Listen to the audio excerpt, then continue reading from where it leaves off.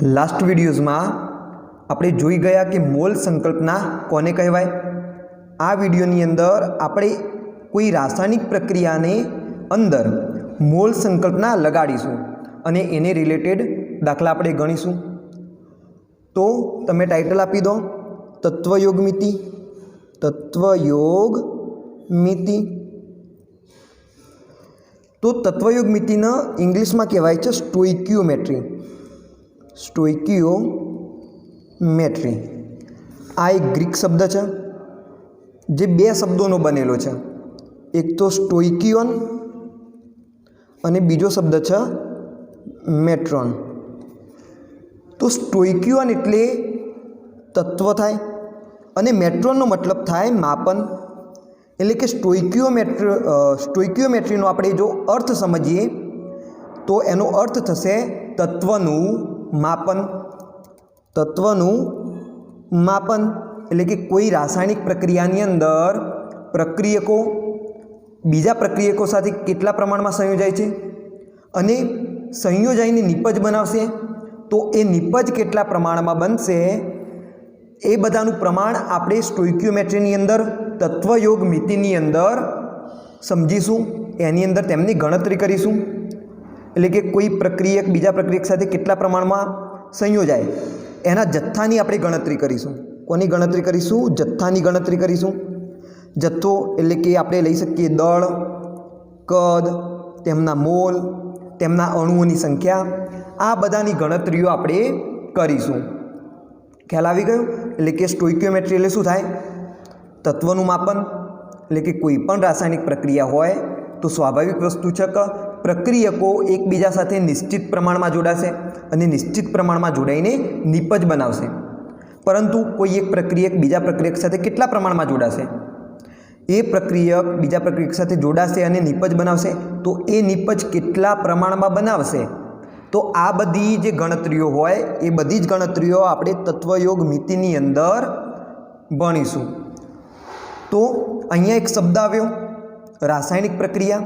તો પહેલાં તો પ્રશ્ન એ ઊભો થાય કે રાસાયણિક પ્રક્રિયા કોને કહેવાય?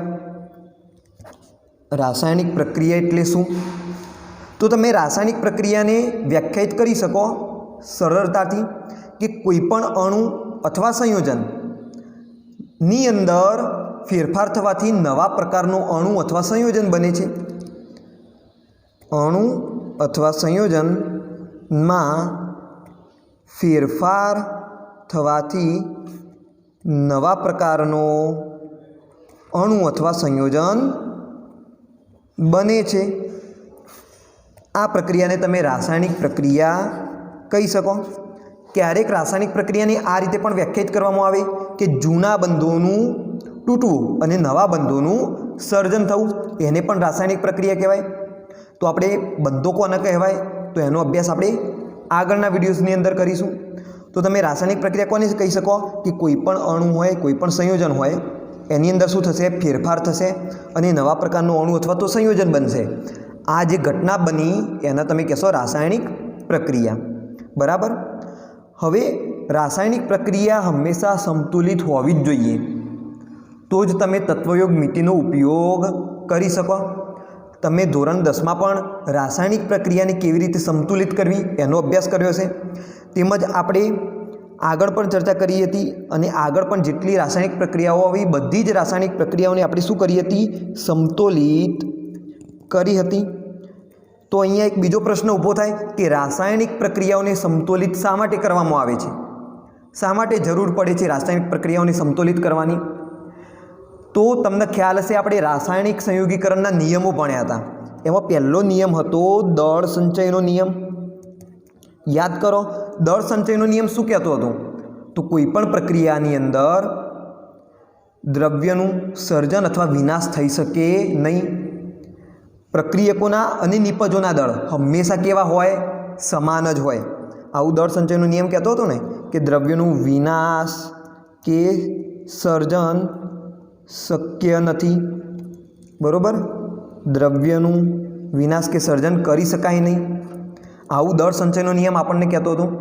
એટલે કે તમે એમ કહી શકો કે પ્રક્રિયકોના દળ અને નિપજોના દળ કેવા હોય? સમાન જ હોય રાસાયણિક પ્રક્રિયા દરમિયાન.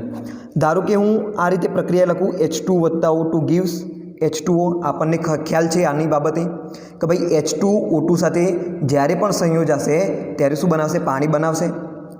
ઓકે, તો અહીંયા જુઓ, અહીંયા આગળ 2 H2 હતા, અહીંયા આગળ 2 H2 છે, એટલે સોરી અહીંયા 2 H પરમાણુ હતા, અહીંયા આગળ કેટલા? 2 H પરમાણુઓ છે. અહીંયા 2 ઓક્સિજન પરમાણુ છે, પરંતુ અહીંયા માત્ર એક જ ઓક્સિજન પરમાણુ છે. તો એક ઓક્સિજન પરમાણુ ક્યાં જતો રહ્યો? એનો તો તમે નષ્ટ કરી દીધો, તેમનો વિનાશ કરી દીધો. ખરેખર એવું થાય નહીં. ખ્યાલ આવે છે? H2 + O2 gives H2O. અહીંયા 2 હાઇડ્રોજન પરમાણુ હતા, અહીંયા પણ 2 હાઇડ્રોજન પરમાણુ છે. અહીંયા 2 ઓક્સિજન પરમાણુ હતા, પરંતુ જ્યારે નિપજ બની તો નિપજની અંદર માત્ર એક જ ઓક્સિજન પરમાણુ બન્યો. તો એક ઓક્સિજન પરમાણુ ક્યાં જતો રહ્યો? એનો તો વિનાશ થઈ ગયો. તો વિનાશ થવો જોઈએ નહીં. જેટલા પણ પરમાણુઓ લીધા હોય નિપજની અંદર પણ એટલા જ પરમાણુઓ હોવા જોઈએ, તો જ એમનું દળ સરખું આવશે ને, તો જ પ્રક્રિયકનું દળ અને નિપજનું દળ સરખું આવશે. એટલા માટે આપણે શું કરીએ છીએ? રાસાયણિક પ્રક્રિયાને સમતોલિત કરીએ છીએ. તમે સમતોલિત કર્યા પછી પ્રક્રિયકો અને નિપજોના પરમાણુઓની ગણતરી કરો, સરખી આવશે. અહીંયા પહેલાં આને સમતોલિત કરીએ તો અહીંયા હું મૂકીશ 2, કારણ કે અહીંયા 2 ઓક્સિજન હતા. અહીંયા 4 હાઇડ્રોજન થઈ ગયા અને અહીંયા તો 2 જ હાઇડ્રોજન હતા, એટલે હું અહીંયા મૂકીશ 2. તો અહીંયા કેટલા હાઇડ્રોજન થઈ ગયા? 4 હાઇડ્રોજન થઈ ગયા. તો હવે તમે જુઓ, અહીંયા 4 હાઇડ્રોજન છે, અહીંયા 4 હાઇડ્રોજન છે, અહીંયા 2 ઓક્સિજન પરમાણુ છે, તો અહીંયા પણ 2 ઓક્સિજન પરમાણુ છે. એટલે કે સમતોલિત કરવી જરૂરી છે. કેમ? તો દળ સંચયના નિયમનું પાલન થવું જરૂરી છે. અને દળ સંચયના નિયમનું જો પાલન કરાવવું હોય તો તમારે રાસાયણિક પ્રક્રિયાને શું કરવી પડે?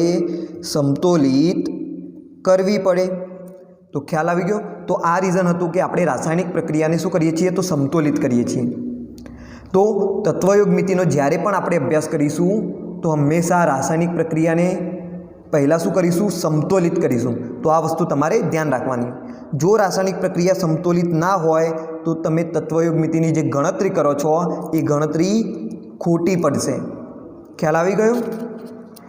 હવે ચલો થોડી આપણે સમતોલિત કેવી રીતે કરાય રાસાયણિક પ્રક્રિયાઓને એ જોઈ લઈએ. કારણ કે ધોરણ 10ની અંદર તમે ભણેલા હશો, કેટલાક વિદ્યાર્થીઓને ખ્યાલ હશે, કેટલાકને એની અંદર તકલીફ હશે, તો એ તમારી તકલીફ દૂર થઈ જશે. તો રાસાયણિક પ્રક્રિયાનું સમતોલન. તો રાસાયણિક પ્રક્રિયાને તમે ગમે તે રીતે સમતોલિત કરી શકો. શું કરવાનું હોય? તો પ્રક્રિયકોમાં જેટલા પરમાણુઓ હોય એટલા જ પરમાણુઓ નિપજમાં લાવી દેવાના. સંખ્યા હંમેશા કેવી રાખવાની? સરખી રાખવાની. એ શું થઈ ગયું? રાસાયણિક પ્રક્રિયાનું સમતોલન. તો આનો કોઈ સ્પેસિફિક નિયમ હોતો નથી. તમે ગમે તે રીતે આને શું કરી શકો? સમતોલિત કરી શકો. પરંતુ આપણે એક નિયમ યાદ રાખીશું કે હાઇડ્રોજન અને ઓક્સિજન સિવાયના તત્વો પહેલાં સમતોલિત કરીશું. કેમ? તો આપણા માટે સરળ રહેશે. આ રીત જો આપણે અપનાવીશું તો સરળતાથી અને ઝડપી રાસાયણિક પ્રક્રિયા સમતોલિત થશે. એટલે બનતો સુધી શું ટ્રાય કરવાનો? હાઇડ્રોજન અને ઓક્સિજન સિવાયના તત્વો પહેલાં સમતોલિત કરવાના, ત્યારબાદ ઓક્સિજન સમતોલિત કરવાનો અને છેલ્લે હાઇડ્રોજનને સમતોલિત કરવાનું. ચલો એક ઉદાહરણ લઈએ. Fe + O2 gives Fe2O3. ધાતુ જ્યારે ઓક્સિજન સાથે સંયોજાશે તો ધાતુનો ઓક્સાઇડ બનાવશે. અહીંયા આયર્ન ઓક્સિજન સાથે સંયોજાય છે અને Fe2O3 બનાવે છે. તો આ પ્રક્રિયાને સમતોલિત કરીએ આપણે. તો પહેલાં હાઇડ્રોજન અને ઓક્સિજન સિવાયના તત્વો જુઓ. અહીંયા છે આયર્ન, અહીંયા એક જ આયર્ન છે, જ્યારે અહીંયા 2 છે. તો અહીંયા હું મૂકીશ 2. જુઓ સમતોલિત થઈ તો ના થઈ. અહીંયા કારણ કે 2 ઓક્સિજન છે અને અહીંયા 3 ઓક્સિજન પરમાણુઓ છે. તો હું શું કરીશ? અહીંયા 2 મૂકી દઉં તો અહીંયા કેટલા થઈ ગયા? 3 × 6 ઓક્સિજન પરમાણુ થઈ ગયા. અહીંયા 3 × 6 ઓક્સિજન થયા, તો અહીંયા હું મૂકી દઉં 3. તો અહીંયા પણ 3 × 6 ઓક્સિજન પરમાણુઓ થઈ ગયા. પરંતુ જુઓ અહીંયા 4 Fe થઈ ગયા અને અહીંયા કેટલા? 2 જ Fe છે. તો હું આ 2ને હટાવીને કેટલા મૂકી દઉં? 4 મૂકી દઉં. તો હવે જુઓ રાસાયણિક પ્રક્રિયા સમતોલિત થઈ ગઈ. તો તમે વેલ્યુ મૂકતા રહો, ચેક કરતા રહો. समतोलित थई के ना थई? जो ना थई होय तो फरीथी बीजी वेल्यू मूको। तो આવી રીતે તમે ટ્રાય કરતા રહેવાનું, તો તમારે છેવટે શું કરવાની? રાસાયણિક પ્રક્રિયા સંતુલિત કરી દેવાની। તો અહીંયા જો 4 Fe, અહીંયા પણ 2 દુ 4 Fe, અહીંયા 3 દુ 6 ઓક્સિજન, અહીંયા પણ 3 દુ 6 ઓક્સિજન। ખ્યાલ આવી ગયો? બીજું એક એક્ઝામ્પલ લઈએ, Mg + O2 gives MgO। અહીંયા જો 1 Mg, તો અહીંયા પણ 1 Mg છે। અહીંયા 2 ઓક્સિજન પરમાણુઓ છે, પરંતુ અહીંયા એક જ ઓક્સિજન પરમાણુઓ છે। તો અહીંયા હું મૂકી દઉં 2, તો 2 ઓક્સિજન પરમાણુ થઈ ગયા, પરંતુ અહીંયા 2 મેગ્નેશિયમ થઈ ગયા અને અહીંયા તો એક જ મેગ્નેશિયમ છે। તો હું અહીંયા શું મૂકી દઉં? 2 મૂકી દઉં। તો હવે જો આ રાસાયણિક પ્રક્રિયા સંતુલિત થઈ ગઈ। એવી રીતે તમે ઉદાહરણ લઈ શકો, P4 + O2 gives P4O10। Okay, તો આ પ્રક્રિયાને તમે કઈ રીતના સંતુલિત કરી શકો? તો શું કરશો તમે? 4 અહીંયા P છે, અહીંયા પણ 4 P છે કે નહીં? અહીંયા જો ઓક્સિજન પરમાણુઓ 10 છે, પરંતુ અહીંયા ઓક્સિજન પરમાણુઓ 2 જ છે। તો તમે અહીંયા સિમ્પલ 5 મૂકી દો, તો 5 દુ 10 ઓક્સિજન પરમાણુઓ થઈ ગયા, અને અહીંયા પણ 10 ઓક્સિજન પરમાણુઓ થઈ ગયા। 4 P પરમાણુ થઈ ગયા, 4 P પરમાણુ થઈ ગયા। તો તમારી રાસાયણિક પ્રક્રિયા હવે સંતુલિત થઈ ગઈ। તો આ રીતે તમે શું કરશો? સંખ્યા મૂકશો, ટ્રાય કરશો અને પછી જોશો સંતુલિત થઈ કે ના થઈ। જો ના થઈ હોય તો ફરીથી સંખ્યા મૂકો, ફરીથી ટ્રાય કરો। તો આ રીતે તમારે રાસાયણિક પ્રક્રિયા સંતુલિત કરવાની। બીજી આપણે રાસાયણિક પ્રક્રિયાઓ જોઈએ હાઇડ્રોકાર્બનના દહનની। હાઇડ્રોકાર્બનના દહનની તો આમાં થોડું ચેન્જ થશે, જુઓ કઈ રીતે। C2H6 + O2 gives CO2 + H2O। તો આટલી વસ્તુ તમારે યાદ રાખવાની। જ્યારે પણ હાઇડ્રોકાર્બનનું ઓક્સિજનની હાજરીમાં સંપૂર્ણ દહન થશે ત્યારે કાર્બન ડાયોક્સાઇડ અને પાણી બનશે। આટલી વસ્તુ તમારે યાદ રાખવાની। હાઇડ્રોકાર્બનનું જ્યારે પણ ઓક્સિજનની હાજરીમાં શું થાય? સંપૂર્ણ દહન થાય તો CO2 અને પાણી જ બનશે। જો અપૂર્ણ દહન થશે તો CO2 અને પાણી નહીં બને, બીજા કેટલાક કાર્બનિક સંયોજનો બનશે, જેની આપણે સત્ર 2 ની અંદર ચર્ચા કરીશું ડિટેલમાં, પણ અત્યારે તમે આટલું યાદ રાખજો। તો અહીંયા શું છે? હાઇડ્રોકાર્બન છે, અને આને તમે ઓળખતા હશો ઇથેનના નામે, CH3 ધોરણ 10ની અંદર થોડું આવ્યું હશે, આલ્કેન, આલ્કિન અને આલ્કાઇન। તો આ શું છે? ઇથેન। એની ઓક્સિજન સાથે પ્રક્રિયા થશે અને CO2 અને પાણી બનાવશે। તો હાઇડ્રોકાર્બનના શું કરવાનું? પહેલાં હાઇડ્રોજન અને ઓક્સિજન સિવાયના તત્વોને પહેલાં સમતોલિત કરી દેવાના। તો અહીંયા 2 કાર્બન છે, તો અહીંયા હું મૂકી દઉં 2, તો 2 કાર્બન થઈ જશે। પછી શું કરવાનું? ઓક્સિજનને સમતોલિત નહીં કરવાનું, એના પછી ડાયરેક્ટ હાઇડ્રોજનને સમતોલિત કરવાનું। અહીંયા કેટલા હાઇડ્રોજન? 6, અહીંયા કેટલા હાઇડ્રોજન? 2, તો અહીંયા હું મૂકી દઉં 3, તો 3 દુ 6 હાઇડ્રોજન થઈ ગયા। ઓકે, હવે જુઓ 2 કાર્બન 2 કાર્બન, અહીંયા કેટલા હાઇડ્રોજન? 6 હાઇડ્રોજન, અહીંયા પણ 3 દુ 6 હાઇડ્રોજન થયા। હવે ઓક્સિજન જુઓ, છેલ્લે ઓક્સિજન જોવાનું। અહીંયા 2 ઓક્સિજન પરમાણુઓ, અહીંયા 2 દુ 4, 4 ને 3 7 ઓક્સિજન પરમાણુઓ, જ્યારે અહીંયા તો 2 જ ઓક્સિજન પરમાણુ છે। તો હું 7/2 લખી શકું, 7/2 ગુણ્યા 2, કારણ કે અહીંયા જુઓ 2 પરમાણુ છે ને ઓક્સિજનના, એટલે 7/2 ગુણ્યા 2 કરીશો તો તમને કેટલા? 7 ઓક્સિજન પરમાણુઓ થઈ ગયા। તો અહીંયા શું આવ્યું? આ અપૂર્ણાંકમાં આવ્યું। તમે આ રીતે પણ સમતોલિત કરી શકો, પણ જો તમારે આ અપૂર્ણાંકમાં ના આવી હોય તો તમે શું કરશો? આ જે પણ છેદ હોય એટલી સંખ્યા વડે આ બધાને ગુણી દો। અહીંયા છેદમાં 2 છે, તો હું 2 વડે બધાને શું કરી દઉં? ગુણી દઉં। તો 2C2H6 + 7O2 gives 2 દુ 4 CO2 + 3 દુ 6 H2O થઈ જશે। તો અહીંયા જુઓ 2 દુ 4 કાર્બન થઈ ગયા, 4 કાર્બન થઈ ગયા, 6 દુ 12 હાઇડ્રોજન થઈ ગયા, અહીંયા 6 દુ 12 હાઇડ્રોજન થઈ ગયા, અહીંયા 4 દુ 8, 8 ને 6 14 ઓક્સિજન, અહીંયા 7 દુ 14 ઓક્સિજન થઈ ગયા। તો તમારી રાસાયણિક પ્રક્રિયા હવે સમતોલિત થઈ ગઈ। તમે એ રીતે એક્ઝામ્પલ લઈ શકો C3H8નું, જેને કહેવાય છે propane. Okay, +O2 gives CO2 + H2O। તો અહીંયા જુઓ 3 કાર્બન છે, તો અહીંયા હું મૂકી દઉં 3, તો 3 કાર્બન તો થઈ ગયા। અહીંયા 8 હાઇડ્રોજન છે, તો અહીંયા હું મૂકીશ 4, તો 4 દુ 8 હાઇડ્રોજન થઈ ગયા। હવે છેલ્લે જોવાના ઓક્સિજન, અહીંયા 3 દુ 6, 6 ને 4 10 ઓક્સિજન પરમાણુઓ છે, પરંતુ અહીંયા તો 2 જ છે, તો 10 લાવવા હું શું કરીશ, 5 વડે ગુણી દઈશ, તો 5 દુ 10 ઓક્સિજન પરમાણુઓ થઈ ગયા. તો આ રીતે તમે શું કરશો, રાસાયણિક પ્રક્રિયાને સમતોલિત કરશો. જોઈ લો, 3 કાર્બન 8 હાઇડ્રોજન, તો 4 દુ 8 હાઇડ્રોજન, અને 5 દુ 10 ઓક્સિજન, અને 3 દુ 6, અને અહીંયા 4 ઓક્સિજન, એટલે કે 6 ને 4 10 ઓક્સિજન પરમાણુઓ થઈ ગયા. તો આ રીતે તમે શું કરશો, રાસાયણિક પ્રક્રિયાઓને સમતોલિત કરશો. તો તમારે બે જ વસ્તુ યાદ રાખવાની. પહેલી કઈ, તો સૌથી પહેલાં તો હાઇડ્રોજન અને ઓક્સિજન સિવાયના તત્વોને સમતોલિત કરી દો, ત્યારબાદ ઓક્સિજનને સમતોલિત કરો, અને ત્યારબાદ હાઇડ્રોજનને સમતોલિત કરો.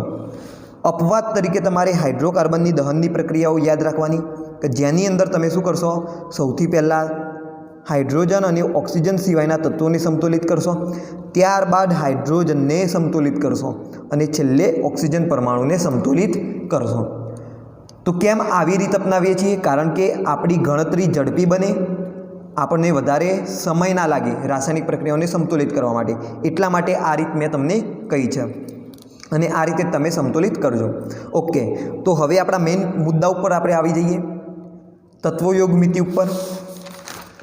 તો આપણે જોયું કે તત્વયોગ મિતિની વાત કરતા હતા કે ભાઈ તત્વનું માપન કરીએ છીએ. કોનું માપન કરીએ છીએ? તત્વનું માપન. એટલે કે કોઈ પણ રાસાયણિક પ્રક્રિયા હોય તો એની અંદર પ્રક્રિયકોનું દળ કેટલું છે, એક પ્રક્રિયક બીજા પ્રક્રિયક સાથે કેટલા દળથી સંયોજાય છે, કેટલા કદથી સંયોજાય છે, કેટલા મોલ સાથે એ સંયોજાય છે, અને ભાઈ કેટલા પ્રમાણમાં નિપજ બનાવશે, એની બધી ગણતરીઓ આપણે તત્વયોગ મિતિની અંદર કરીશું. ઓકે, ચલો હવે બીજી વાત. ઘણીવાર આપણે રાસાયણિક પ્રક્રિયા આ રીતે લખીએ છીએ. જુઓ, H2 ગેસ વત્તા O2 ગેસ ગીવ્સ H2O. આ મેં એક ઉદાહરણ લીધું છે. અહીંયા માની લો કે પાણીની વરાળ બને છે, અને સમતોલિત કરી દો તો અહીંયા 2 આવશે, અહીંયા 2 આવશે. ખ્યાલ આવી ગયો? તો તમે જોશો કે પ્રક્રિયકની બાજુમાં એક સિમ્બોલ લખેલો છે, સંજ્ઞા લખેલી છે, G. તો આ G શું છે? વાયુ. G માટે આપણે વાયુ માટે આપણે G સંજ્ઞાનો ઉપયોગ કરીએ છીએ. એ શું દર્શાવશે કે આપેલો પ્રક્રિયક અથવા તો નિપજ કઈ ભૌતિક અવસ્થામાં હાજર છે. કોઈક પ્રક્રિયક અથવા તો નિપજ ઘન અવસ્થામાં પણ હોય.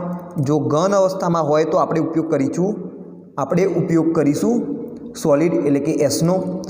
જો પ્રવાહી અવસ્થામાં હોય તો આપણે ઉપયોગ કરીશું સ્મોલ Lનો, લિક્વિડ, L ફોર લિક્વિડ. અને જો વાયુ અવસ્થામાં હોય તો આપણે ઉપયોગ કરીશું ગેસનો. તો તમારે થોડી ટેવ રાખવાની કે અત્યારે જે પણ તમે રાસાયણિક પ્રક્રિયાઓ લખો તો એની સાથે સાથે શું લખો, એ પ્રક્રિયક અથવા તો નિપજની ભૌતિક અવસ્થાઓ. જેમ કે H2 ગેસ વત્તા O2 gas gives H2O gas. એટલે કે અહીંયા ડાયહાઇડ્રોજન ઓક્સિજન વાયુ સાથે સંયોજાશે અને પાણીની વરાળ બનાવશે, કારણ કે આ ગેસ છે એટલા માટે. ખ્યાલ આવી ગયો? તો એ સંજ્ઞા શું દર્શાવશે? એમની ભૌતિક અવસ્થા દર્શાવશે. ઓકે, દાખલા તરીકે હું એમ લખું Mg વત્તા O2 ગીવ્સ MgO.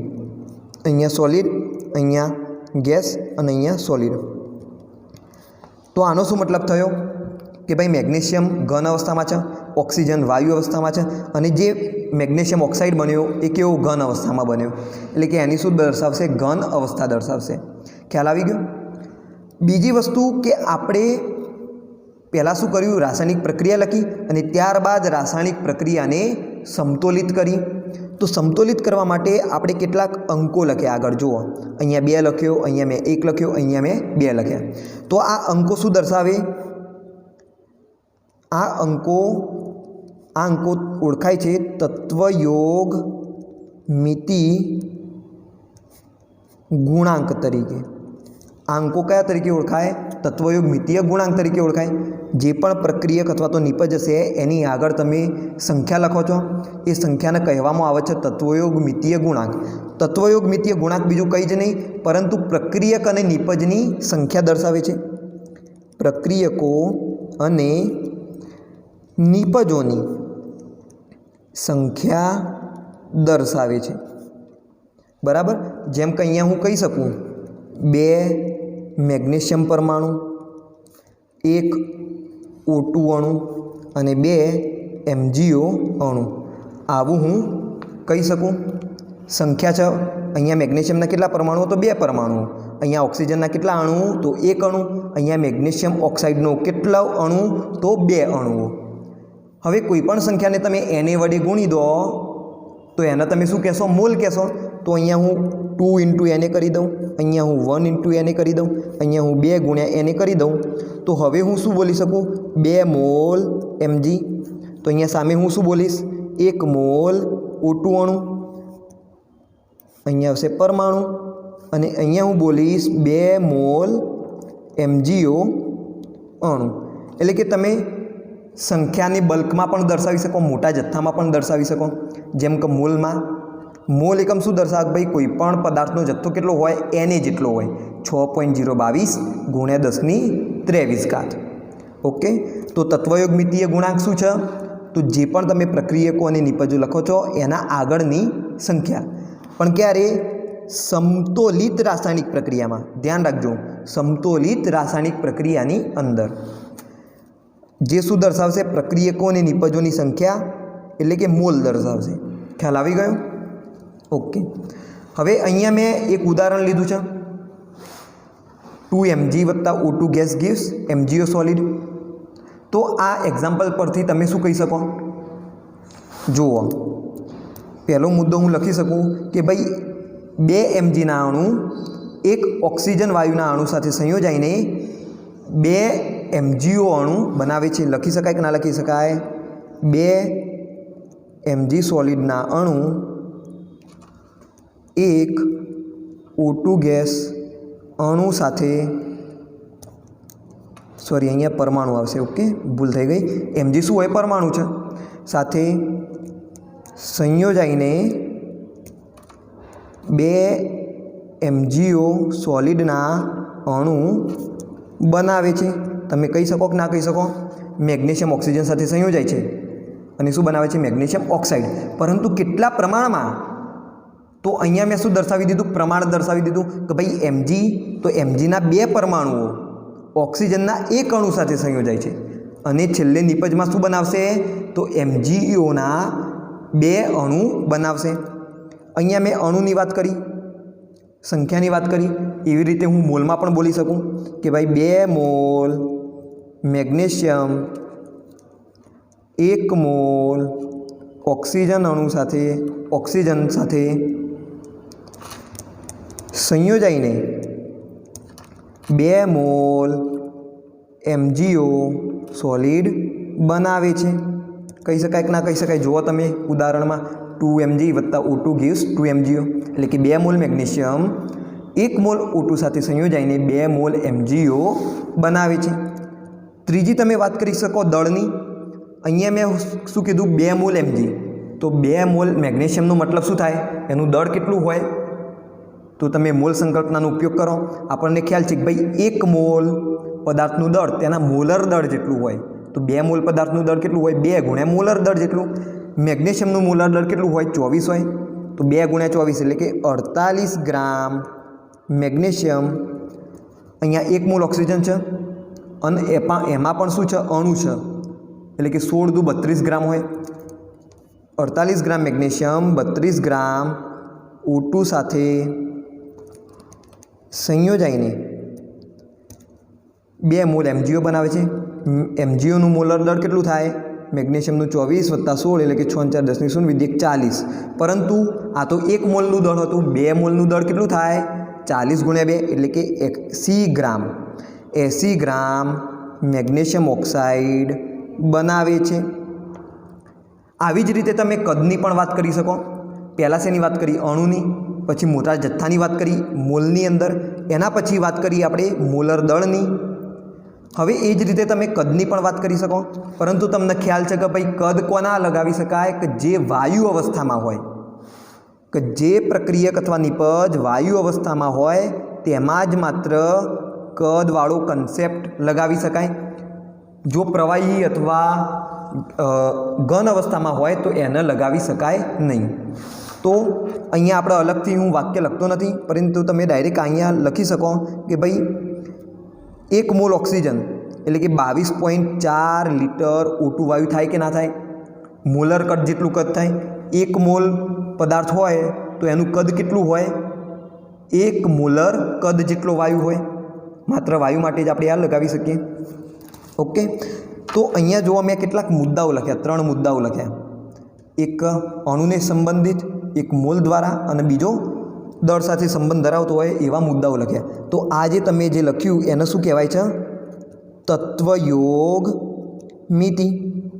याद करो आगळ शुं वात करी हती तत्वयोग मितिनी अंदर कि भाई प्रक्रियको अने निपजो केटला प्रमाणमां संयोजाय ने एनी गणतरी। तो आपणे ए ज कर्युं ने कि भाई 2 मोल Mg 1 मोल O2 साथे संयोजाशे, 48 ग्राम मैग्नेशियम 32 ग्राम O2 साथे संयोजाशे। एटले कि हवे आपणे जથ્થાની વાત કરી तो आ शुं थई गयुं आपणी तत्वयोग मिति।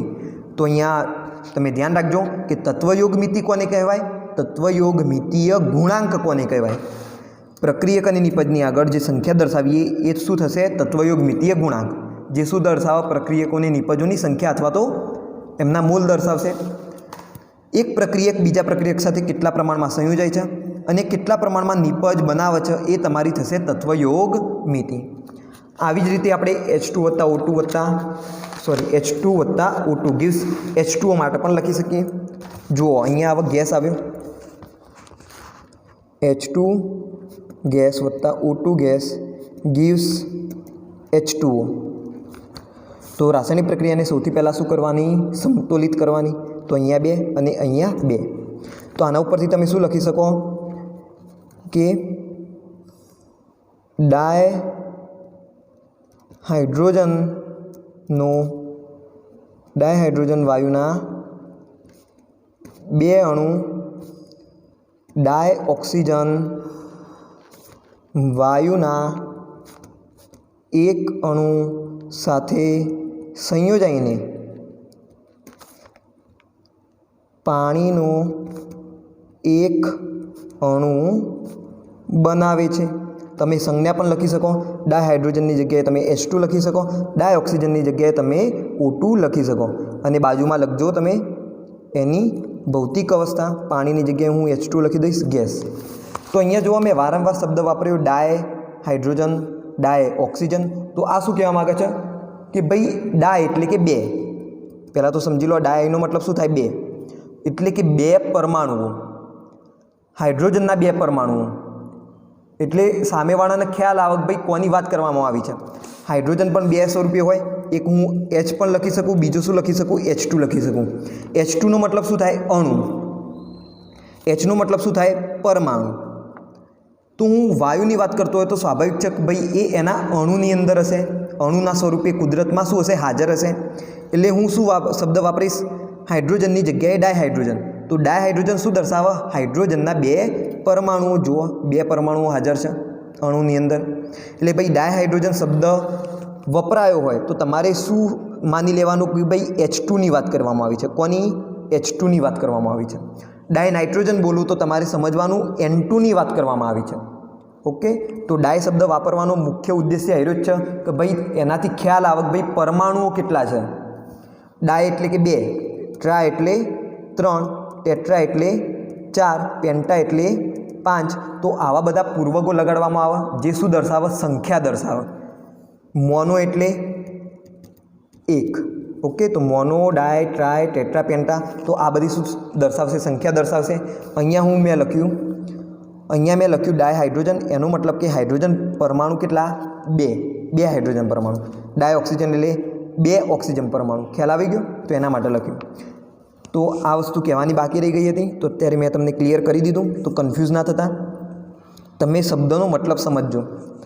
અહીંયા પહેલી આપણે શેની વાત કરી? ભાઈ H2 અણુ, 2 H2 અણુ 1 ઓક્સિજન અણુ સાથે એટલે કે 1 O2 અણુ સાથે સંયોજાઈને 2 H2Oના અણુ બનાવે છે। એવી જ રીતે તમે લખી શકો મોલ માટે કે ભાઈ 2 મોલ H2 1 મોલ O2 સાથે સંયોજાઈને 2 મોલ H2O બનાવે છે। ખ્યાલ આવે છે? એવી રીતે તમે વાત કરી શકો દળની। 2 મોલ H2 એટલે કે 2 ગ્રામ હાઇડ્રોજન થાય, 2 ગ્રામ H2, 1 મોલ ઓક્સિજન અણુ એટલે એનું દળ થશે 32। 16 નહીં થાય, ઓક્સિજન પરમાણુનું દળ 16 થશે, ઓક્સિજન અણુનું દળ 32 થાય। 32 ગ્રામ O2 સાથે સંયોજાઈને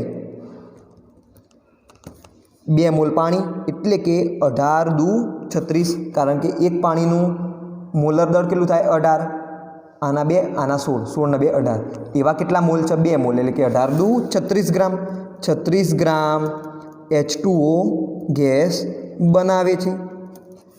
હવે તમે આની અંદર કદની વાત કરી શકો, કેમ? કારણ કે બધા જ તેમાં ગ્રામ ગેસની અંદર વાયુની અવસ્થાની અંદર, તો જેના પણ વાયુ અવસ્થાની અંદર હોય પ્રક્રિયક અથવા નિપજ, એમાં જ શું લગાવવાનું? કદ લગાવવાનું, બાકીના કોઈ પ્રક્રિયકની અંદર કદ લગાવવાનું નહીં। ઓકે, તો તમે કહી શકો કે 2 મોલ H2 અને 2 મોલ એટલે 22.4 ગુણ્યા 2 એટલે કે 44.8 લીટર થાય। 44.8 litre H2 gas, 1 mall O2 છે અને 1 મોલ એટલે મોલર કદ જેટલું જ કદ આવે એટલે કે 22.4 લીટર O2 ગેસ સાથે સંયોજાઈને 2 મોલ H2O ગેસ બનાવે। 2 મોલ એટલે કે 44.8 લીટર કહેવાય H2O ગેસ બનાવે છે। ખ્યાલ આવી ગયો? તો આ શું થઈ ગઈ? તત્વયોગ મિતિ થઈ ગઈ। તો આ ક્યારે તમને આવડશે? જ્યારે તમે બેઝિક મોલ સંકલ્પના ભણેલી હશે। ઓકે, કે મોલ સંકલ્પનાની અંદર આપણે મોલનો સંખ્યા સાથેનો સંબંધ જોયો, મોલનો કદ સાથેનો સંબંધ જોયો, મોલનો મોલર દળ સાથેનો સંબંધ જોયો। તો એ જો આવડતું હશે તો આ તમે ડાયરેક્ટ લખી શકશો અને આના જે દાખલા પૂછાય એ તમે સોલ્વ કરી શકશો। તો પહેલાં તમે ધ્યાન રાખજો કે તમને શું આવડવું જોઈએ? સૌથી પહેલાં મોલ સંકલ્પના આવડવી જોઈએ, ત્યારબાદ તમે આ તત્વયોગ મિતિવાળો વિડીયો જોજો। ઓકે, હવે એક એક્ઝામ્પલ તમને એક્સ્ટ્રા પૂછું હોમવર્કની અંદર, CH4 વત્તા O2 gives CO2 વત્તા H2O। આને સમતોલિત પણ કરી દઉં તો કાર્બન 1 કાર્બન 1 હાઇડ્રોજન 4, તો અહીંયા હું લખી દઉં 2, અહીંયા 2 ઓક્સિજન, જ્યારે અહીંયા 2 ને 2 4 એટલે કે અહીંયા 2 આવશે। તો આ પ્રક્રિયા માટે તમારે શું લખવાનું? તત્વયોગ મિતિય ગુણાંકો લખવાના અને તત્વયોગ મિતિ લખવાની। તો તત્વયોગ મિતિય ગુણાંકો તો તમને દેખાય જ છે ભાઈ, CH4 નો કેટલો? તો 1, કંઈ ના આપેલું હોય એનો મતલબ શું થાય? 1 થાય। O2 અણુના કેટલા? 2, CO2 ના કેટલા? 1 અને H2O ના કેટલા? તો 2। તો આ સુધી ગયા એના તત્વયોગ મિતિય ગુણાંકો, અને આ રીતે તમે શું લખશો? તત્વયોગ મિતિ લખશો। તો આ પણ ગેસ સ્વરૂપે હોય, O2 પણ ગેસ સ્વરૂપે હોય, CO2 પણ ગેસ સ્વરૂપે હોય, અને પાણી શેમાં બનશે? તો પ્રવાહી અવસ્થામાં બનશે। ઓકે, તો ધ્યાન રાખજો આની અંદર 22.4 નહીં લાગે, કદની વાત આની અંદર નહીં કરવાની, માત્ર આ 3ની અંદર જ કરવાની। ખ્યાલ આવી ગયો? તો આ રીતે તમારે હોમવર્કની અંદર આ લખવાનું। બીજી વસ્તુ તમને કહી દઉં કે જો તમે બુક વાંચતા હો તો બુકની અંદર કદ કેટલું આપેલું છે? 22.7 લીટર આપેલું છે। કેટલું? 22.7। તો કન્ફ્યુઝ ના થતા અહીંયા, કારણ કે અહીંયા આપણે STP એ કદ કેટલું લઈએ છીએ? 22.4। તમે બુક ધારો કે વાંચતા હો અને તમારી સામે આવી ગયું 22.7, તો તમને એવું લાગે કેમ અહીંયા ખોટું ખોટું આવ્યું? તો આ ખોટું નથી, બંને મૂલ્યો સાચા છે, પરંતુ મેં તમને કીધું હતું કે STP કન્ડિશન એટલે કે 273.15 કેલ્વિન તાપમાન અને દબાણ કેટલું? 1 વાતાવરણ। તો 1982ની પહેલાં એક વાતાવરણ વ્યાખ્યાની અંદર આપણે લીધેલું હતું, પરંતુ 1982 પછી થોડી વ્યાખ્યા ચેન્જ કરવામાં આવી અને દબાણને 1 બાર માન્ય ગણવામાં આવ્યું હતું। કેટલું? 1 બાર। તો જો તમે 1 બાર લઈને જો ગણતરી કરીએ આપણે તો વાયુનું કદ લગભગ 22.7 લીટર આવે છે। એટલે તમા આ શું જોવા મળશે? તમને ડિફરન્સ જોવા મળશે। તો અત્યારે તમે 22.4 લઈને ગણતરી કરજો। આ જે ડિટેલ ચર્ચા છે એ ડિટેલ ચર્ચા આપણે કરીશું એકમ 5ની અંદર, હાલ એની કોઈ જ ચર્ચા નહીં કરીએ, એટલે તમારે આની અંદર પડવાનું નહીં। તમારે શું યાદ રાખવાનું? STP એ 22.4 લીટર કદ, હાલ પૂરતું યાદ રાખો। બાકી આના એકમોની ડિટેલમાં ચર્ચા, વાયુની ડિટેલમાં ચર્ચા, આજે કદમાં જ શું ફેરફાર થયો, આ કદ કેવી રીતે લાવ્યા, પ્રાયોગિક રીતે મળ્યું છે, પરંતુ સૂત્રથી પણ આપણે મેળવી શકીએ, તો એની પણ ડિટેલ ચર્ચા આપણે એકમ 5ની અંદર કરીશું। તો આ તમારે હોમવર્કમાં લખવાનું। બીજું એક હોમવર્ક આપી દઉં, Fe વત્તા O2 gives Fe2O3। તો અહીંયા કેટલા હતા? 4 હતા, અહીંયા 2, 3 દુ 6 એટલે કે અહીંયા 3 લગાવી દઉં। તો આ પ્રક્રિયા માટે તમારે શું લખવાની? તત્વયોગ મિતિ લખવાની, તેમજ બધા પ્રક્રિયકોની નિપજોના તત્વયોગ મિતિય ગુણાંકો દર્શાવવાના। ખ્યાલ આવી ગયો? હવે આપણો મેઇન ગોલ થાય કે ભાઈ કોઈ પણ દાખલો પૂછાયો હોય એક્ઝામની અંદર તો એ દાખલો આપણે કેવી રીતે સોલ્વ કરી શકીએ અને એ દાખલા કેવા પ્રકારના પૂછાય છે. આપણને તત્વયોગ મિતિ વિશે સમજણ તો પડી ગઈ, પરંતુ જ્યાં સુધી આપણે દાખલાઓ સોલ્વ નહીં કરીએ ત્યાં સુધી આપણને આવડશે નહીં, કન્સેપ્ટ ક્લિયર નહીં થાય કે ભાઈ આ કન્સેપ્ટનો આપણે ઉપયોગ કેવી રીતે કરવો, ઇમ્પ્લિફિકેશન કેવી રીતના કરવું. ખ્યાલ આવી ગયો? તો ચલો આ હવે આપણે કેટલાક દાખલા જોઈ લઈએ. તો એક્ઝામ્પલ 1 જોઈએ. એક્ઝામ્પલ 1 આવું છે કંઈક કે 10 ગ્રામ H2 વાયુ ઓક્સિજન સાથે સંયોજાઈને કેટલા ગ્રામ પાણીની વરાળ બનાવશે. આ પ્રક્રિયામાં વપરાતા O2નું દળપણ જણાવો. તો જુઓ પ્રશ્ન શું પૂછેલો છે કે ભાઈ 10 ગ્રામ H2 વાયુ ઓક્સિજન વાયુ સાથે સંયોજાઈને પાણી બનાવે છે, તો કેટલા ગ્રામ પાણી બનાવશે. બીજું પૂછ્યું છે કે ભાઈ આ પ્રક્રિયામાં O2 વાયુ કેટલો વપરાશે, એનું દળ પૂછેલું છે. તો સૌથી પહેલાં તમારે શું કરવાની, રાસાયણિક પ્રક્રિયા લખવાની. તો અહીંયા પ્રક્રિયક કોણ છે આપણા, H2 અને O2. નિપજ કોણ છે તો H2O. તો સૌથી પહેલાં ગોલ શું હોય, રાસાયણિક પ્રક્રિયા લખવાનું, અને તમને રાસાયણિક પ્રક્રિયા લખતા આવડવી જોઈએ. ત્યારબાદ તમારે રાસાયણિક પ્રક્રિયાને હંમેશા સમતુલિત કરી દેવાની. તો અહીંયા આવશે 2, અહીંયા આવશે 2, એટલે કે 2H2 વત્તા O2 gives 2H2O. ખ્યાલ આવ્યો? હવે પ્રશ્ન થાય કે આ જે પ્રશ્ન પૂછાયો એનો જવાબ કેવી રીતે લાવીશું. તો સૌથી પહેલાં તમારે શું લખી દેવાના, મોલ લખી દેવાના. આપણે હંમેશા મોલનો ઉપયોગ કરીને શું કરીશું, જવાબ લાવીશું. તમે કોઈપણનો ઉપયોગ કરી શકો, દળનો, કદનો, સંખ્યાનો, મોલનો ગમે તેનો ઉપયોગ કરી શકો, પરંતુ મોલનો ઉપયોગ કરવો સરળ રહેશે એટલા માટે. ઓકે, તો મોલ તમે લખી શકો કે ભાઈ 2 મોલ H2 1 મોલ O2 સાથે સંયોજાશે અને શું બનાવશે, 2 મોલ H2O બનાવશે. આપણને આ તો ખ્યાલ છે, પરંતુ જુઓ આપણા પાસે 2 મોલ છે હાઇડ્રોજનના, નથી 2 મોલ. કેટલા, તો 10 ગ્રામ હાઇડ્રોજન આપેલા છે. તો 10 ગ્રામ હાઇડ્રોજન એટલે કેટલા મોલ થાય, તો H2ના મોલ બરાબર આપેલું દળ ભાગ્યા મોલર દળ. સૂત્ર વાપરો, દળ કેટલું 10 ગ્રામ, મોલર દળ કેટલું H2નું તો 2, તો કેટલા 5 મોલ આપેલા છે. જુઓ હવે જુઓ આપણે સૌથી પહેલાં કયો પ્રશ્ન છે કે ભાઈ કેટલા ગ્રામ પાણી બનશે. તો H2માંથી પાણી કેટલું બનશે એ આપણે સૌથી પહેલાં ધ્યાનમાં લેવાનું. O2ને ધ્યાનમાં લેવાનું નહીં, કારણ કે હાલ મારે O2 શોધવાનું નથી, મારે શું શોધવાનું છે કે ભાઈ પાણી કેટલું બનશે. તો તમે પ્રક્રિયા ઉપરથી જોઈ શકો કે 2 મોલ H2 હોય તો 2 મોલ પાણી બને. સિમ્પલ, 2 મોલ H2 હોય તો શું બને, 2 મોલ પાણી બને. તો ભાઈ આપેલા મોલ H2 હોય તો કેટલા મોલ પાણી બનશે, સિમ્પલ ત્રિરાશી મૂકી દો. 2 મોલ H2 હોય તો બનતું પાણી બરાબર 2 મોલ. ધેરફોર 5 મોલ, કારણ કે આપણી જોડે 5 મોલ છે. જુઓ આપણે મોલ ગણ્યા ને, 10 ગ્રામ H2 એટલે 5 મોલ.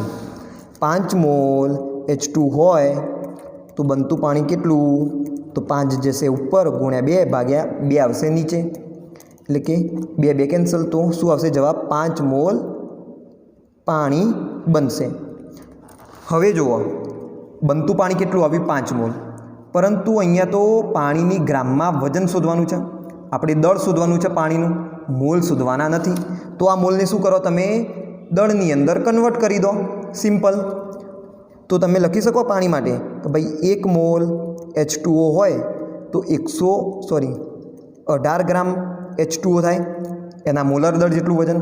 આપણી જોડે કેટલા મોલ, 5 મોલ. તો 5 મોલ H2 હોય તો 5 મોલ H2O હોય તો કેટલા ગ્રામ પાણી થાય, તો 5 ગુણ્યા 18 કેટલા થશે, 5 ગુણ્યા 18 એટલે કે 18 8 × 5 = 40 વિધિ 4 90 થાય. 18 × 5 = 90, તો 90 ગ્રામ પાણી બનશે. તો આ રીતે તમે સિમ્પલ દાખલો ગણી શકો. ખ્યાલ આવે છે કે નહીં? કેમ મોલ દ્વારા શીખવાડ્યું પહેલાં, કારણ કે મોલથી તમારે શું રહેશે, સરળ રહેશે. તમે બીજું દળ અથવા તો કદ અથવા તો સંખ્યા લઈને ગણતરી કરો તો શરૂઆતમાં તમારે શું ભૂલ પડવાના ચાન્સીસ હોય, એટલા માટે તમને પહેલાં મૂળથી શીખવાડ્યું. હવે આનો જવાબ તમે ડાયરેક્ટ પણ કહી શકો, પરંતુ ડાયરેક્ટ જવાબ ક્યારે કહેશો તમે? જ્યારે તમે ઘણા બધા પ્રશ્નોની શું કરશો? પ્રેક્ટિસ કરશો. તમે એકવાર પ્રેક્ટિસ કરશો ત્યારે તમને ખ્યાલ આવી જશે, સમજણ પડી જશે કે દાખલાની અંદર આપણે શું કરીએ છીએ. ખ્યાલ આવે છે? એના પછી તમે ડાયરેક્ટ દળ લઈને પણ ગણતરી કરી શકો, સંખ્યા લઈને પણ ગણતરી કરી શકશો. પણ અત્યારે હાલ શું કરશો? તમે પહેલાં મોલ લઈને ગણતરી કરજો. ઓકે, તો પહેલાંનો જવાબ તો મળી ગયો. બીજું પણ પૂછેલું છે, જુઓ, O2નું દળપણ જણાવો. તો આપણને ખ્યાલ છે કે ભાઈ 2 મોલ H2 હોય તો સામે કેટલા મોલ O2 જોશે? 1 મોલ O2 તો જોશે. એટલે તમે લખી શકો કે 2 મોલ H2 સાથે વપરાતો ઓક્સિજન બરાબર 1 મોલ. ધેરફોર આપણી જોડે H2ના કેટલા મોલ હતા? 10 ગ્રામ, એટલે કે 5 મોલ. 5 મોલ H2 સાથે વપરાતો ઓક્સિજન કેટલો હોય? આપણો ગોલ જ હતો કે આ પ્રક્રિયા દરમિયાન કેટલો ઓક્સિજન વપરાય છે. તો 5 ગુણ્યા 1/2, 5 ઉપર જશે, 2 નીચે આવશે, તો 5/2 એટલે કે 2.5 મોલ O2 વપરાશે. પરંતુ આપણે ગ્રામમાં વજન શોધવાનું છે, તો તમે લખી શકો 1 મોલ O2 બરાબર 16 દુ 32 ગ્રામ O2 થાય.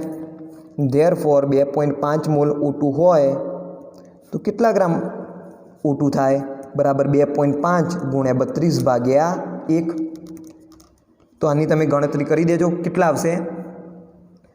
તો આની તમારે કેલ્ક્યુલેશન કરી દેવાની.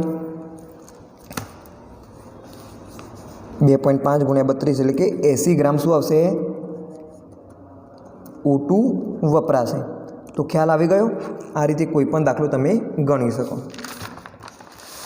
તો શું કરવાનું? કોઈ પણ દાખલો આવું પૂછાયો હોય તો એની અંદર પહેલાં રાસાયણિક પ્રક્રિયા લખી દેવાની. રાસાયણિક પ્રક્રિયા લખ્યા બાદ એને સમતોલિત કરવાની અને એના પછી મોલ લખી દેવાના. તો મોલ દ્વારા તમને શું માહિતી મળશે કે ભાઈ એક પ્રક્રિયક બીજા પ્રક્રિયક સાથે કેટલા પ્રમાણમાં સંયોજાય છે અને કેટલા પ્રમાણમાં નિપજ મળે છે એની માહિતી મળશે. જેમ કે 2 મોલ H2 1 મોલ O2 સાથે સંયોજાશે અને 2 મોલ પાણી બનાવશે. ચલો આવો એક બીજો દાખલો જોઈએ. આયર્ન 18 ગ્રામ પાણીની વરાળ સાથે પ્રક્રિયા કરીને તેના ઓક્સાઇડ Fe3O4 માં રૂપાંતરિત થાય છે. આ આયર્નનું દળ શોધો. તો પહેલાં તો પ્રશ્નને સમજો. શું કહે છે કે ભાઈ આયર્ન એટલે Fe પાણીની વરાળ સાથે સંયોજાય છે અને શું બનાવે છે? ઓક્સાઇડ બનાવે છે Fe3O4. તો આ પ્રક્રિયા થઈ છે તો કંઈક આયર્ન વપરાયો હશે, તો એ જ આયર્નનું આપણે દળ શોધવાનું છે. તો સૌથી પહેલાં તો પ્રક્રિયા લખતા આવડવી જોઈએ. તો જો આપણા પ્રક્રિયકો અહીંયા કોણ થશે? તો એક તો થશે Fe અને એ કોના સાથે સંયોજાય છે? પાણીની વરાળ સાથે, એટલે કે H2O. આ હોય સોલિડ એટલે કે ઘન અવસ્થામાં, આ હોય ગેસ વરાળ કીધી છે. ગીવ્સ બનાવે છે શું? Fe3O4. હવે તમે ધ્યાનથી જુઓ, Fe છે, અહીંયા પણ Fe છે, અહીંયા ઓક્સિજન છે, અહીંયા ઓક્સિજન છે, પરંતુ અહીંયા હાઇડ્રોજન છે, પરંતુ અહીંયા હાઇડ્રોજન નથી. તો સ્વાભાવિક છે કે ભાઈ H2 વાયુ શું થયો હશે? અહીંયાથી મુક્ત થયો હશે. તો આ એની રાસાયણિક પ્રક્રિયા છે. કઈ? Fe વત્તા H2O ગેસ ગીવ્સ Fe3O4 જે સોલિડ સ્વરૂપે હોય અને આ કયા ગેસ સ્વરૂપે હોય? Fe3O4 વત્તા H2 બનાવશે. હવે રાસાયણિક પ્રક્રિયાને સમતોલિત કરી દો. તો અહીંયા 3 Fe છે, તો અહીંયા હું મૂકી દઉં 3. અહીંયા તમે જુઓ કેટલા હાઇડ્રોજન છે? 2. અહીંયા પણ 2 હાઇડ્રોજન છે, પરંતુ અહીંયા 4 ઓક્સિજન છે, તો અહીંયા હું મૂકીશ 4 ઓક્સિજન. તો કેટલા હાઇડ્રોજન થઈ ગયા? 4 દુ 8, તો અહીંયા હું મૂકી દઉં 4. તો જુઓ રાસાયણિક પ્રક્રિયા તમારી સમતુલિત થઈ ગઈ.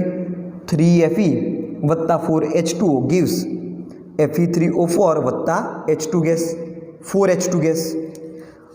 પછી તમારે શું કરવાનું? મોલ લખી જ દેવાના. જે પણ પ્રશ્ન હોય એની અંદર મોલ પૂછાયા હોય કે ના પૂછાયા હોય, તમારે મોલ લખી દેવાના. 3, 4, 1, 4. આનાથી શું માહિતી મળશે તમને કે ભાઈ 3 મોલ Fe 4 મોલ પાણીની વરાળ સાથે પ્રક્રિયા કરીને 1 મોલ Fe3O4 અને 4 મોલ H2 વાયુ બનાવે છે. હવે જુઓ કે જવાબ શું શોધવાનો છે. પ્રશ્ન શું છે? આયર્ન 18 ગ્રામ પાણીની વરાળ સાથે પ્રક્રિયા કરે છે, એટલે કે પાણીનું દળ આપણને આપી દીધું. કેટલું? 18 ગ્રામ. અને તેના ઓક્સાઇડ Fe3O4 માં રૂપાંતરિત થાય છે. આ આયર્નનું દળ શોધો, એટલે કે આપણે Feનું દળ શોધવાનું. આપેલું શું છે? H2Oનું દળ. તો જે આપેલું હોય અને જે શોધવાનું હોય હંમેશા એ બેની જ કમ્પેરિઝન કરવાની. તો અહીંયા Feનું દળ આપણે શોધવાનું છે, H2Oનું દળ આપેલું છે, તો આપણે આ બેને ધ્યાનમાં નહીં લઈએ. આપણે કોને ધ્યાનમાં લઈશું? આ બેને જ. તો આ બેની સરખામણી કરવાની. મોલ તો આપણને ખ્યાલ છે કે ભાઈ 4 મોલ સામે 3 મોલ Fe વપરાય. તો ભાઈ 18 ગ્રામ હોય તો કેટલા મોલ Fe વપરાય? તો પહેલાં 18 ગ્રામને તમે મોલમાં શોધી દો. તો 1 મોલ H2O હોય તો 18 ગ્રામ થાય. એટલે કે તમે આનું ઉલટું બોલશો, વજન આપેલું છે એટલે 18 ગ્રામ શું હોય? પાણી હોય. 18 ગ્રામ H2O તો 1 મોલ H2O કહેવાય. ધેરફોર આપેલો છે કેટલો? 18 ગ્રામ H2O.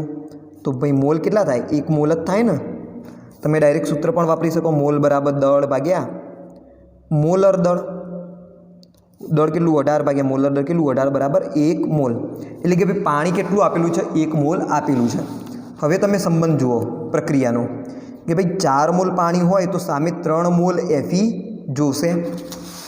તો તમે સંબંધ લખી શકો અહીંયા 4 મોલ H2O સાથે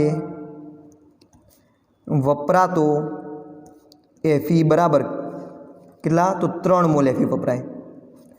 ધેરફોર આપણી જોડે કેટલા મોલ પાણીના? 1 જ મોલ. ગણતરી હાલ કરી 1 મોલ. તો 1 મોલ H2O સાથે વપરાતો Fe કેટલો? ત્રિરાશિ મૂકો, 1 જશે ઉપર, 4 આવશે નીચે, ગુણ્યા 3, એટલે કે 3/4 મોલ Fe વપરાય. પરંતુ આ તો મોલમાં જવાબ મળ્યો, પરંતુ મોલમાં. આપણે શું શોધવાનું છે? દળ શોધવાનું છે. તો ભાઈ Feનું દળ સાથેનો સંબંધ કયો? મોલનો દળ સાથેનો સંબંધ વાપરો. કોઈપણ પદાર્થનો 1 મોલ એટલે તેનું મોલર દળ જેટલું વજન.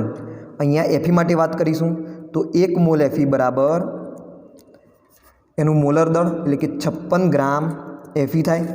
ધેરફોર 3/4 મોલ બરાબર કેટલા ગ્રામ Fe થાય? આપણી જોડે કેટલા મોલ છે? 3/4 મોલ છે. બરાબર 3/4 ઉપર જશે, 1 નીચે આવશે અને ગુણ્યા 56 તો હતા એમના એમ. 14 ચોક 56 થાય અને 14 તરી 42 થાય. તો 42 ગ્રામ Fe આ પ્રક્રિયાની અંદર વપરાયો હશે. ક્યારે? કે જ્યારે 18 ગ્રામ પાણી હશે ત્યારે. કેટલું પાણી આપેલું છે? 18 ગ્રામ. તો જ્યારે 18 ગ્રામ પાણી હોય તો સામે Fe કેટલો જોશે? 42 ગ્રામ જોશે. તો તમે પ્રક્રિયાને સમજો, આ તત્વયોગ મિતિને સમજો. કોઈપણ એક પ્રક્રિયક બીજા પ્રક્રિયક સાથે નિશ્ચિત પ્રમાણમાં જોડાય હંમેશા. ઓકે, આ 4 મોલ H2O હોય તો સામે કેટલા? 3 મોલ Fe તો જોવો જ. 2 મોલ Fe હોય તો ભાઈ પ્રક્રિયા ના થાય, અને પ્રક્રિયા થાય તો પણ પૂરેપૂરી નીપજ નહીં મળે. જેટલો જથ્થો આપેલો હશે એ નિશ્ચિત પ્રમાણના જથ્થામાં શું હશે? પ્રક્રિયકો હંમેશા સંયોજાશે. આગળ આપણે સીમિત પ્રક્રિયક નામનો એક બીજો ટોપિક ભણીશું, તો ત્યાં તમને થોડી વધારે ક્લિયરિટી આવશે. ઓકે, આ બાબતની. તો આ વસ્તુ તમે ધ્યાન રાખો. કોઈ પણ પ્રક્રિયક હોય એ બીજા પ્રક્રિયક સાથે નિશ્ચિત પ્રમાણમાં જોડાશે અને નિશ્ચિત પ્રમાણમાં શું આપશે? નીપજ આપશે. એ જ શું થઈ ગઈ? તત્વયોગ મિતિ. એટલે કે 18 ગ્રામ જો પાણી તમે લો તો સામે 42 ગ્રામ Fe વપરાશે જ. ઓકે, 56 ગ્રામ કે પછી 40 ગ્રામ Fe નહીં વપરાય. 18 ગ્રામ જો પાણી હોય તો સામે હંમેશા કેટલા ગ્રામ Fe વપરાય? 42 ગ્રામ જ Fe વપરાય. જો પાણી 10 ગ્રામ આપ્યું હોય, જો પાણી 10 ગ્રામ આપેલું હોય તો સામે Fe કેટલો વપરાય? તો એ 10 ગ્રામના અનુસરીને જ વપરાશે Fe. તો એ વસ્તુ તમારે સમજવાની. ખ્યાલ આવી ગયો? તો આ રીતે તમે દાખલો સોલ્વ કરશો. તો હંમેશા યાદ રાખો, પહેલાં મોલમાં કન્વર્ટ કરવાનો અને પછી દાખલો ગણવાનો, એટલે તમારી ભૂલ નહીં પડે. જ્યારે તમને બરાબર સમજણ પડી જાય એના પછી જ તમે શું કરજો? ડાયરેક્ટ ગણતરી કરજો. દળથી કરીને એવી બધી. અત્યારે હાલ આપણે પહેલાં કેટલાક એક્ઝામ્પલ ગણી દઈએ, પછી ડાયરેક્ટ ગણતરી કરતાં પણ તમને શીખવાડીશું. ઓકે, ચલો નેક્સ્ટ એક્ઝામ્પલ જોઈએ આપણે.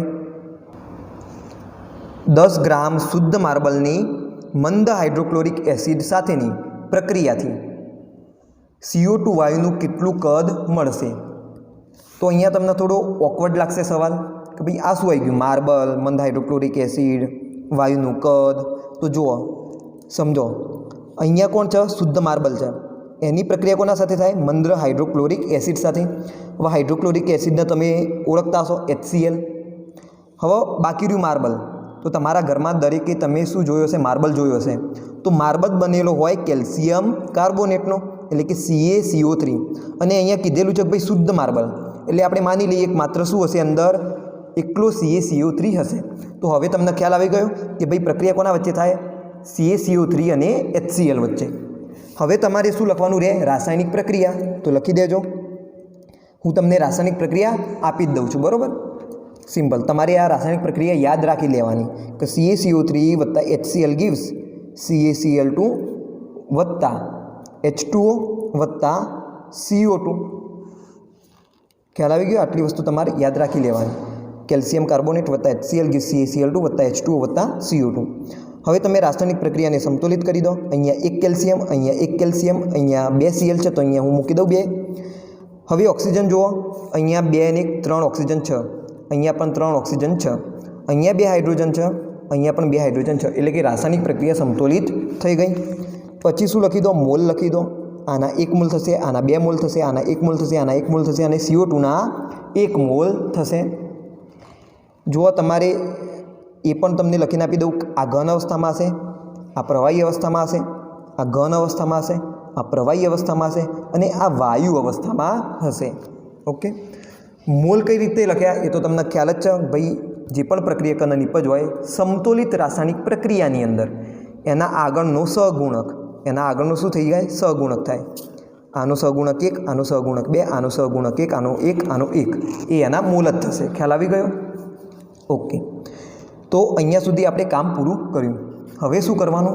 પ્રશ્ન જોવાનો કે ભાઈ 10 ગ્રામ CaCO3 મંદ HCl સાથે પ્રક્રિયા કરીને CO2 વાયુ બનાવે છે, અને આ CO2 વાયુનું આપણે કદ મેળવવાનું છે. તો જે શોધવાનું હોય અને જે આપેલું હોય એને જ માત્ર ધ્યાનમાં લેવાનું. આપેલું શું છે? 10 ગ્રામ માર્બલ, એટલે કે CaCO3. તો હું પહેલાં તો ધ્યાનમાં લઈશ CaCO3ના. શોધવાનું શું છે? CO2 વાયુનું કદ. તો હું એટલું ધ્યાનમાં લઈશ CO2 વાયુ. બાકીના 3 જે નિપજો અને પ્રક્રિયકો રહી એને હું ધ્યાનમાં લઉં નહીં. તો ધ્યાન પહેલાં તમે લાવી દો CaCO3 અને CO2 ઉપર. આવી ગયું ધ્યાન?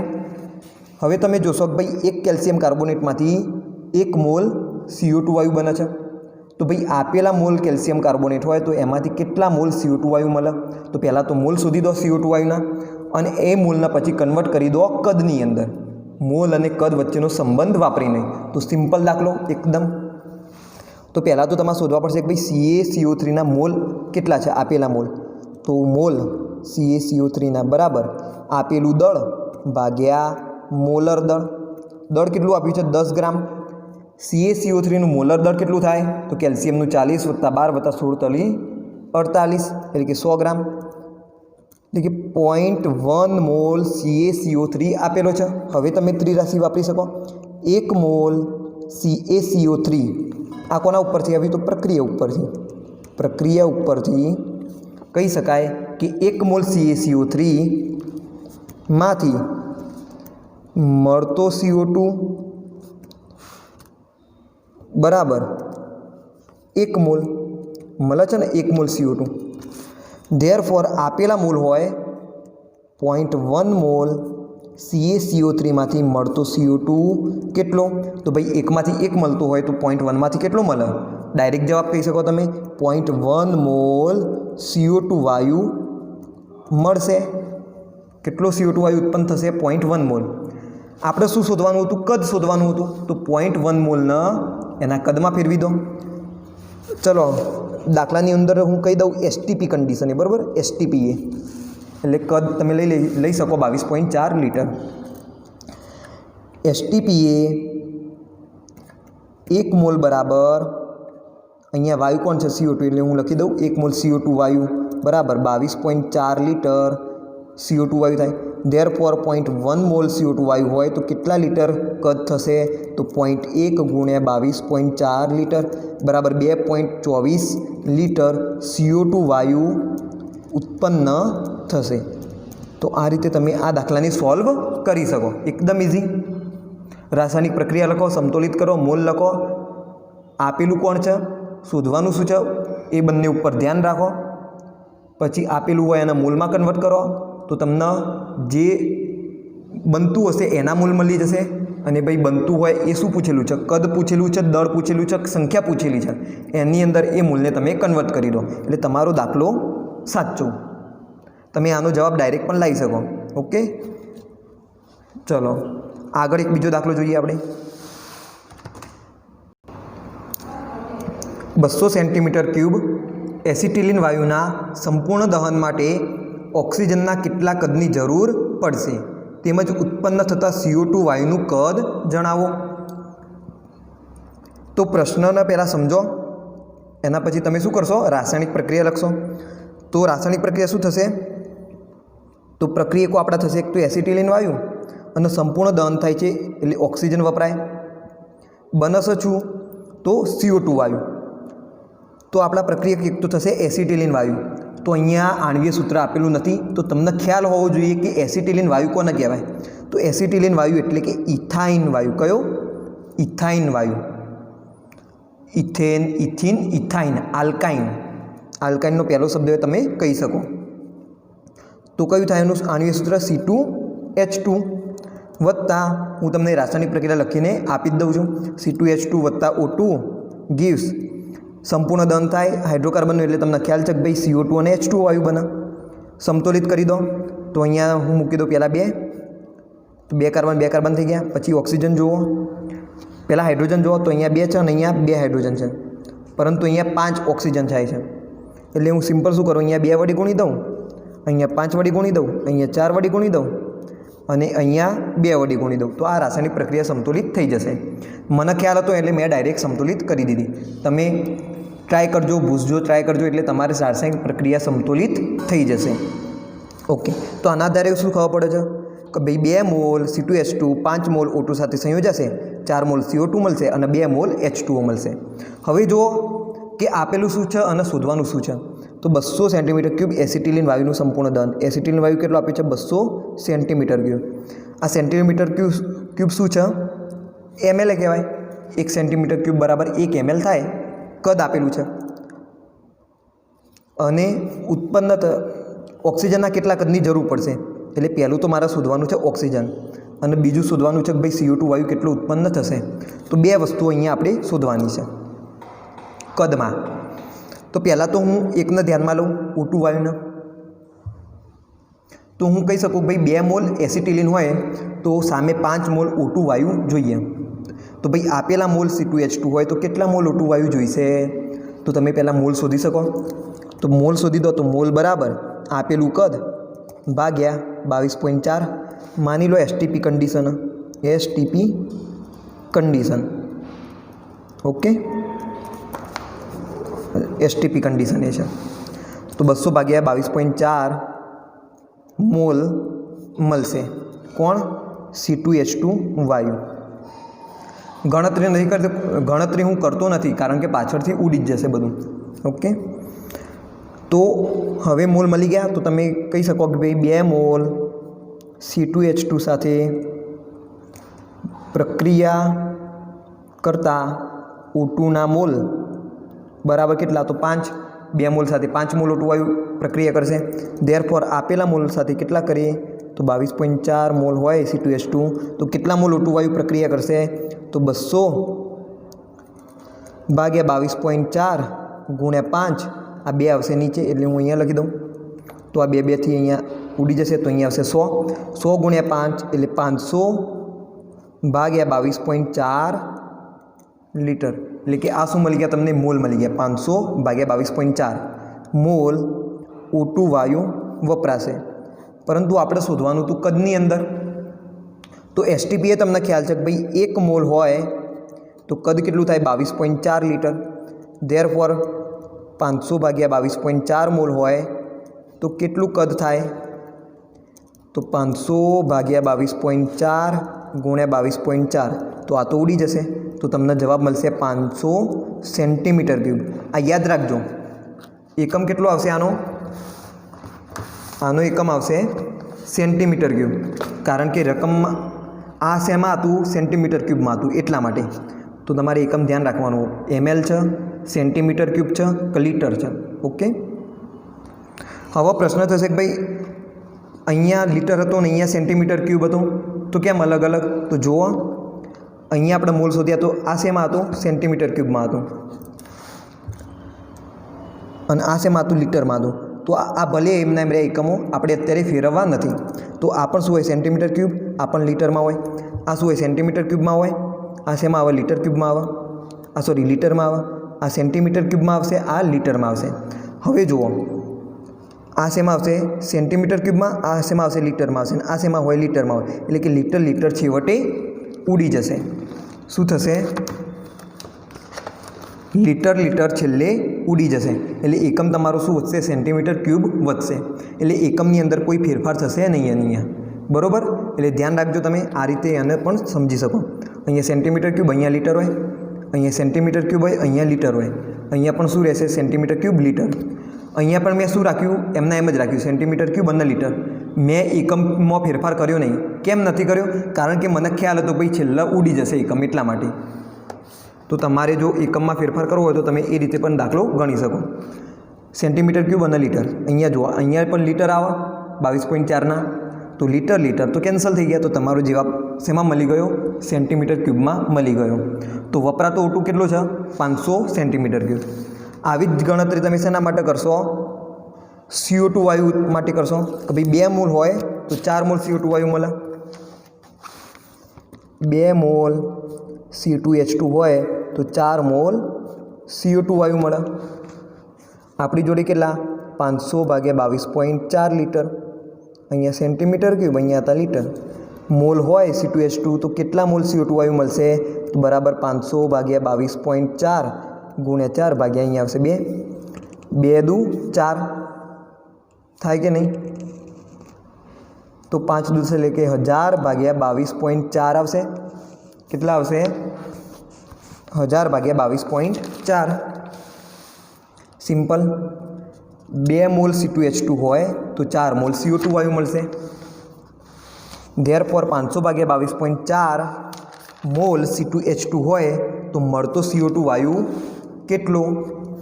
તો ત્રિરાશિ મૂકીએ આપણે. તો 500 ભાગ્યા 22.4 ઉપર જાય, 2 નીચે આવશે. અહીંયા 4 એમના એમ હતા. ગણતરી કરો તો 2 દુ 4 થશે. અને 5 દુ 10 શું થાય? 100. 5 દુ 10 અને પાછળની 2 શૂન્ય એટલે કે 1000 ભાગ્યા 22.4 આવશે. આટલા તો શું મળ્યા? મોલ મળ્યા CO2 વાયુના. તો કદ કેટલું હશે આનું એ તમારે શોધવાનું રહેશે. તો તમે લખી શકો કે ભાઈ 1 મોલ CO2 વાયુ હોય તો એનું કદ કેટલું હોય? 22.4 લીટર હોય. ધેરફોર 1000 ભાગ્યા 22.4 મોલ CO2 વાયુ હોય તો એનું કદ કેટલું થાય? તો 1000 જશે ઉપર ગુણ્યા 22.4 ભાગ્યા 22.4. આ તો ઉડી જશે. તો તમારો જવાબ આવશે 1000 સેન્ટીમીટર ક્યુબ. કેટલો જવાબ આવશે? 1000 સેન્ટીમીટર ક્યુબ. એટલે કે 1 લીટર તમે કહી શકો CO2 વાયુ ઉત્પન્ન થાય. ખ્યાલ આવી ગયો? બરાબર. અચ્છા, આપણે અહીંયા થોડી ભૂલ કરી દીધી. અહીંયા આપણે કેટલા મોલ લઈ લીધા? 500 ભાગ્યા 22.4 મોલ લઈ લીધા. અહીંયા કેટલા? 200 ભાગ્યા 22.4 મોલ આવશે એસિટિલિનના. અહીંયા જુઓ કેટલા મોલ છે? 200 ભાગ્યા 22.4 છે. અને આપણે ડાયરેક્ટ અહીંયાથી મોલ લઈ લીધા. તો તમે સુધારી દો આટલું ફટાફટ. 200 ભાગ્યા અહીંયા શું આવશે? 22.4 આવશે. અહીંયા શું થશે? 200 ભાગ્યા 22.4 થશે. અહીંયા 2 દુ 4 એટલે કે 400 ભાગ્યા 22.4 થશે. અને અહીંયા શું થઈ જશે? 400. અને અહીંયા 22.4 ઉડી જશે એટલે કે 400 અહીંયા આવશે. તો જવાબ તમારો શું થાય? 400 સેન્ટીમીટર ક્યુબ આવે. એટલે કે 0.4 લીટર તમે કહી શકો. તો અહીંયા ભૂલ શું કરી? તો તમે મૂકી દીધા 500. O2 વાયુના તમે મોલ મૂકી દીધા. આપણે શેના મોલ જોઈતા હતા? C2H2ના. તો ધ્યાન રાખજો, આવી ભૂલ પણ થઈ શકે છે ઉતાવળમાં. ઓકે, તો શું આવશે જવાબ? 400 સેન્ટીમીટર ક્યુબ CO2 વાયુ ઉત્પન્ન થશે. ખ્યાલ આવ્યો?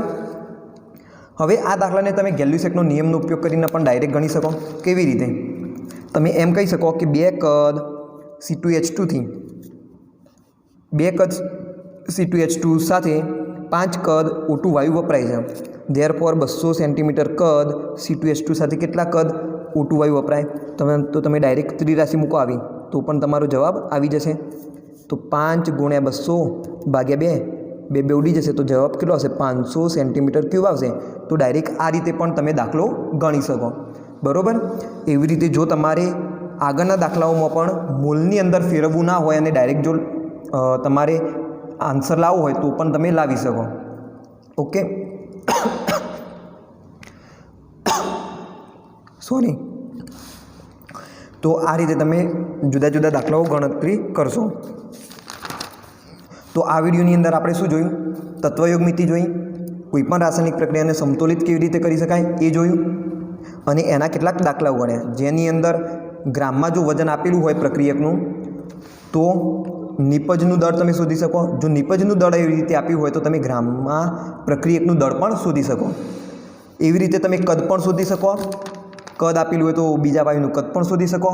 કદ આપેલું હોય તો બીજા વાયુઓનું દળ પણ તમે એ રીતે શોધી શકો. એટલે કે કોઈ પણમાં તમે ઇન્ટરચેન્જ કરી શકો. ખ્યાલ આવી ગયો? દળ, કદ, મોલ અને સંખ્યા વચ્ચે પણ. ઓકે, ચાલો. તો આની અંદર એક એક્ઝામ્પલ આપી દઉં. આ બીજા દાખલાની અંદર જ, આ ત્રીજા દાખલાની અંદર કે 20 ગ્રામ CaCl2 બનાવવા માટે કેટલા ગ્રામ CaCO3ની જરૂર પડશે? આ ત્રીજો દાખલો જુઓ તમે, તમારે હોમવર્કમાં લખવાનું. 20 ગ્રામ CaCl2 બનાવવા માટે કેટલા ગ્રામ CaCO3 જરૂરી છે અને જરૂરી HClનું દળ પણ જણાવો. તો આ 2 દાખલા તમારે હોમવર્કમાં ગણવાના. ઓકે, તો આ વિડીયોની અંદર માત્ર આટલું જ.